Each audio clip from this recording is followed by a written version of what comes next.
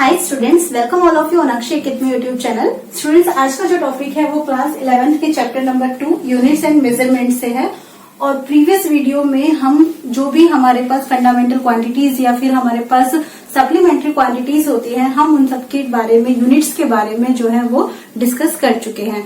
Units के discussion के बाद अब हमारे पास टॉपिक आता है कि हम जो फिजिकल क्वांटिटीज हैं, जो फंडामेंटल क्वांटिटीज हैं, हम उन्हें कैसे मेजर करें। तो उसके मेजरमेंट के इस प्रोसेस में हम आगे यहाँ पे कंटिन्यू करते हैं और टॉपिक लेते हैं यहाँ पर मेजरमेंट ऑफ लेंथ, यानी कि आज हम लेंथ का मेजरमेंट सीखेंगे। ओके, अब अगर आपसे ये पूछा जाए कि भाई आपकी हाइट क्या है, तो आप बताएंगे कि मैम मेरी जो हाइट है वो 5 फीट है या 6 फीट है या फिर 5 फीट 5 इंच है। इसका मतलब ये हुआ कि हम हमारी जो हाइट है उसको कैसे मेजर करते हैं, फीट से करते हैं। ओके, अगर अब मैं आपसे ये कहूँ कि इसकी क्या लेंथ है, ओके, तो इसकी लेंथ मेजर करने के लिए हम क्या यूज करते हैं, स्केल यूज करते हैं। ओके, और इसकी लेंथ को हम सेंटीमीटर में भी बता सकते हैं या फिर हम इंच में भी बता सकते हैं, लेकिन हम इसके लिए किसको यूज कर रहे हैं, मीटर स्केल को। ओके, लेकिन अगर आपसे ये कहा जाए कि यहाँ से लेकर चांद तक उसके डिस्टेंस बताइए कि वो कितनी है, तो हमारे पास फिलहाल ऐसा कोई एपरेटस यहाँ पर पॉसिबल नहीं है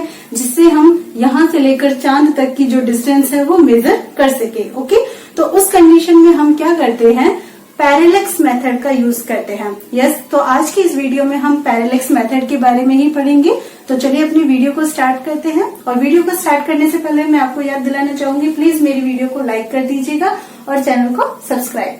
तो हमारा यहाँ पे जो टॉपिक है वो क्या है, पैरेलेक्स मेथड। तो जब हम पैरेलेक्स मेथड को स्टडी करते हैं तो इस कॉन्सेप्ट में हमारे पास सबसे पहले हमें ये क्लियर होना जरूरी है, बहुत मैंडेटरी है कि व्हाट इज दिस पैरेलेक्स, ये पैरेलेक्स क्या होता है। तो चलिए सबसे पहले हम पैरेलेक्स को क्लियर करते हैं। ओके, एक काम कीजिए, एक पेंसिल ले आइए। यस, पेंसिल या पेन जो भी आपके पास है, हम उसके साथ इसको यूज करेंगे। और उस पेंसिल या पेन को ऐसे अपने सामने रखिए। अब आप यहाँ पर एक काम कीजिए, एक आई क्लोज कीजिए और अपने इस पेंसिल को देखिए। ओके, और आपको ये कोई पोजीशन पर दिख रही होगी, लाइक मुझे इस पोजीशन पर ये दिख रही है जहाँ पे ये फिलहाल है, इस लाइन में। अब हम क्या करेंगे, अपनी दूसरी आई को क्लोज करेंगे। ओके, तो जो पोजीशन मुझे यहाँ दिख रही थी, इस आई को क्लोज करने के बाद मुझे वो यहाँ दिख रही है। इसका मतलब क्या हुआ कि भाई ये तो मेरी रखी हुई एक ही जगह है पेंसिल, लेकिन जब मैं इस आई को क्लोज कर रही हूँ तो ये मुझे इस तरफ दिखाई दे रही है, लेकिन जब मैं इस आई को क्लोज कर रही हूँ तो मुझे ये इस तरफ दिखाई दे रही है। इसका मतलब ये है कि मुझे ऐसा फील हो रहा है कि ये पेंसिल जो है अपनी लोकेशन को चेंज कर रही है ना। एक बार यहाँ दिख रही है और एक बार कहाँ दिख रही है, यहाँ दिख रही है। तो इस प्रोसीजर को, इस सिचुएशन को हम क्या कहते हैं, पैरेलेक्स कहते हैं। ओके, ये सिचुएशन हमारे लिए क्या है, पैरेलेक्स। और इस पैरेलेक्स मेथड का यूज करके हम क्या कर सकते हैं, जो लार्ज डिस्टेंस है उनको हम मेजर कर सकते हैं। अब जैसे मैंने आपको यहाँ पे क्या बताया कि एक मेरे पास ऑब्जर्वेशन पॉइंट ये था, एक ये वाली आई से मैं देख रही थी, और एक मेरे पास ऑब्जर्वेशन पॉइंट ये वाली आई थी। तो इन दोनों ऑब्जर्वेशन पॉइंट के बीच में, यानी कि यहाँ पर मेरी आईज अगर हैं, तो इन दोनों आईज के बीच में जो डिस्टेंस होती है, उस डिस्टेंस को हम क्या कहते हैं, यहाँ पर बेसिस कहते हैं। ओके, अब मैं इस सिचुएशन को यहाँ पे डायग्राम के बेसिस पे रिप्रेजेंट करूं तो ये सिचुएशन ऐसे होगी कि अगर पेंसिल जो है वो यहाँ पे रखी हुई है, ओके, यहाँ पे पेंसिल रखी हुई है, तो आपको एक बार तो यहाँ से देख रहे हो, इधर से अगर आप यहाँ से देख रहे हो तो आपको ये जो है इस तरफ से दिखाई दे रही है ना, पेंसिल तो एक ही जगह है। और अगर आप अपनी दूसरी आई से देख रहे हो तो आपको ये जो पोजीशन है इस तरफ से दिखाई दे रही है। इसका मतलब ये हुआ कि एक ऑब्जर्वेशन पॉइंट हमारे पास ये है और एक ऑब्जर्वेशन पॉइंट ये है, और ये हो गई है इन दोनों के बीच की डिस्टेंस। इस डिस्टेंस को हम यहाँ पर क्या कहते हैं, बेसिस। ओके, क्लियर है। अब आप इस मेथड का यूज जो लार्ज डिस्टेंस है उसको फाइंड आउट करने में कैसे करते हैं, तो चलो देखते हैं। अब एक काम करते हैं, सपोज कर लेती हूँ कि यहाँ पर मेरे पास एक प्लेनेट है। ओके, एक प्लेनेट है और इस प्लेनेट को मैं P पॉइंट से रिप्रेजेंट कर रही हूँ, है ना। अब ये प्लेनेट जो है बहुत दूर है, बहुत ज्यादा दूर है मेरे से। ओके, अब मैं क्या करूंगी, इस प्लेनेट को ऑब्जर्व करना चाहूंगी। तो मैं क्या करती हूँ, सपोज कीजिए ये अर्थ की मेरे पास दो पोजीशंस है। मैं एक बार तो यहाँ खड़ी हूँ, ओके, और एक बार मैं यहाँ पर आ जाती हूँ। तो लाइक ये, तो ये जो दो पॉइंट्स है मेरे क्या हो गए हैं, ऑब्जर्वेशन पॉइंट। अब मैं क्या करती हूँ, सबसे पहले मैं इस ऑब्जर्वेशन पॉइंट यानी कि ए पॉइंट से इस P यानी कि प्लेनेट को देखती हूँ। तो ये हो गई है मेरे पास ऑब्जर्वेशन लाइन, राइट, ये हो गई है मेरी ऑब्जर्वेशन लाइन। अब इसी तरह से मैं अगर इस दूसरे ऑब्जर्वेशन पॉइंट यानी कि बी से इसे देखूं तो ये हो गई है मेरे पास इसकी ऑब्जर्वेशन लाइन, राइट। अब ये जो दोनों ऑब्जर्वेशन लाइंस है ये क्या कर रही है, एक छोटा सा एंगल बना रही है, ओके। और ये जो एंगल है इसको हम किससे रिप्रेजेंट करते हैं, थीटा से रिप्रेजेंट करते हैं। और ये दोनों ऑब्जर्वेशन पॉइंट है और ऑब्जर्वेशन पॉइंट के बीच की जो डिस्टेंस होती है उसको हम क्या कहते हैं, बेसिस, ओके। इसे हम क्या कहेंगे, बेसिस। और इसे रिप्रेजेंट करते हैं हम किससे, बी से, स्मॉल बी से। अब हमारे पास ये कॉन्सेप्ट है कि ये जो डिस्टेंस है, देखो अर्थ यहाँ पर है, ये जो पोजीशन है मेरी कहाँ पर है, अर्थ पर है। इसका मतलब ये अर्थ के पॉइंट्स है, ओके। तो इसका मीनिंग ये हुआ कि अर्थ से पी तक मेरे पास जो डिस्टेंस है वो ये वाले डिस्टेंस है ना। अब मैं इसको यहाँ पर डिनोट करती हूँ स्मॉल एस से। और सिमिलरली अब अर्थ के जो पॉइंट्स है वो तो एक ही जगह पे है, एक ही ग्राउंड पे है और कुछ डिस्टेंस पर ही लिए हैं हमने। तो इसका मतलब ये हुआ कि बी पॉइंट से पी पॉइंट की जो बीच की डिस्टेंस होगी वो भी कितनी होगी, स्मॉल एस ही होगी। तो अब आप ये देखो कि हमने क्या कहा था अभी कि ये जो पॉइंट्स है दोनों पास पास है ना, पास पास है। और ये जो थीटा एंगल है ये कैसा है, बहुत स्मॉल है।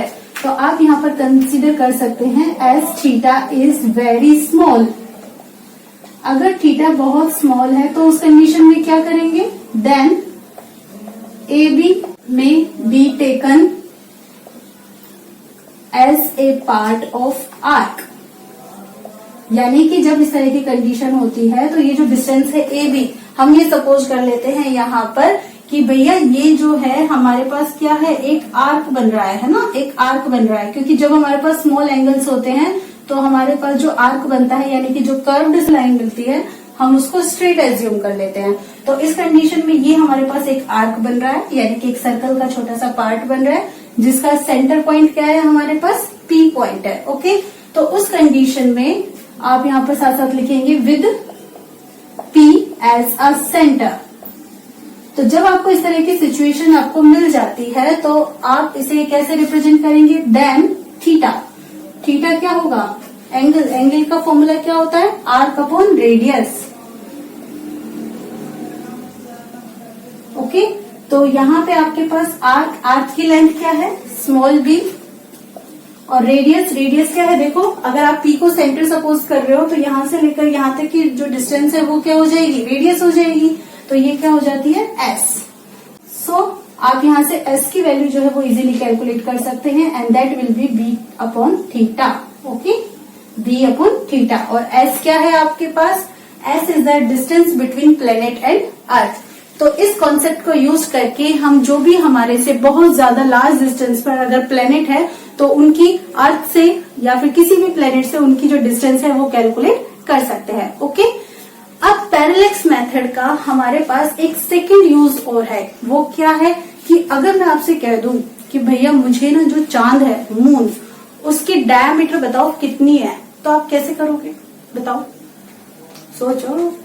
क्या आप वहां स्केल लेकर जाओगे, नहीं ना। या फिर एक कंपास लोगे और जी मेजर करके बता दोगे कि मैडम इसकी डायमीटर इतनी है, नहीं ना। तो वहां पर भी हम क्या करेंगे, पैरेलैक्स मेथड को ही यूज करेंगे। अब कैसे करेंगे, तो उसके लिए एक बार इतना नोट कर लीजिए पहले।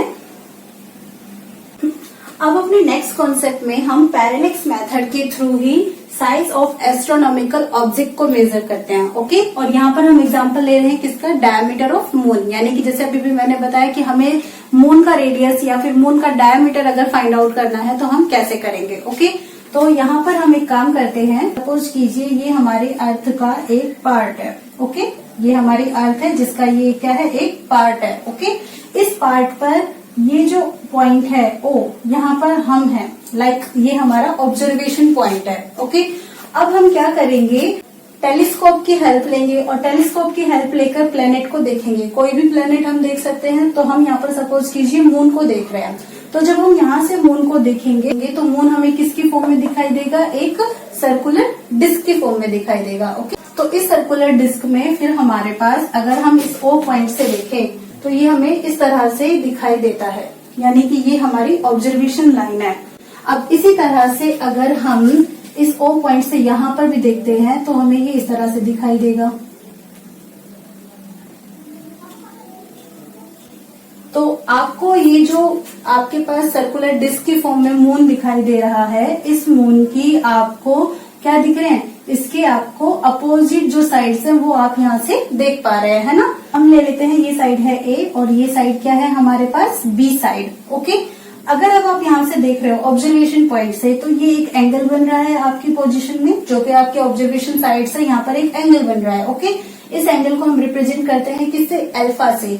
तो यहाँ पर ये जो अल्फा होता है ये हमारे पास क्या होता है, एंगुलर डायमीटर, क्योंकि हम यहाँ से इस पॉइंट से मून को देख रहे हैं, एक बार इधर और एक बार इधर। तो इस तरह की हमारे पास सिचुएशन बन जाती है ना, इस तरह की। तो ये जो हमारे पास एंगल बनता है ये हमारे लिए क्या बन जाता है, इसका angular diameter. Okay, so alpha is angular diameter.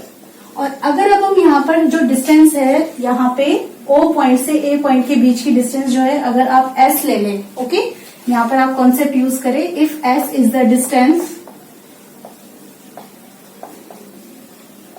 Between moon and earth, तो उस कंडीशन में आप यहाँ पर अल्फा की वैल्यू कैलकुलेट कर सकते हैं। और उसके लिए आप फॉर्मूला यूज करेंगे, alpha is equal to arc upon radius का। आपका आर्क क्या होगा, यहाँ पर देखिए, यहाँ से आप बना रहे हो एंगल, तो ये आपका क्या हो जाएगा, ए बी, ये आपका क्या होगा, आर्क होगा। और आपकी जो रेडियस है वो क्या होगी, जब आप यहाँ से एंगल बनाएंगे तो आपकी रेडियस क्या हो जाएगी, एस। तो आपके पास ए बी की वैल्यू आपको क्या मिल जाएगी, अल्फा इंटू एस, यानी कि A B is the diameter. तो आपको यहाँ से मून का डायमीटर क्या मिल जाता है, अल्फा इंटू एस। तो इस फॉर्मूला के थ्रू अगर आपके पास अल्फा की वैल्यू आपको गिवन हो और एस यानी कि जो डिस्टेंस है यहाँ से लेकर यहाँ तक, ये वैल्यू अगर आपको गिवन है, तो आप ए बी यानी कि ये जो डायमीटर है मून का, इसको इजीली कैलकुलेट कर सकते हैं। तो ये हो गया हमारे पास पैरेलैक्स मेथड। यहाँ पर इस मेथड से हमने जो लार्ज डिस्टेंसेज है उसको मेजर किया है और साथ साथ में हमने इनके साइज को भी मेजर किया है। आई होप आपको ये कॉन्सेप्ट क्लियर हो गया हो। मेरी वीडियो को लाइक कीजिएगा और चैनल को सब्सक्राइब कीजिएगा। Thank you for watching my channel.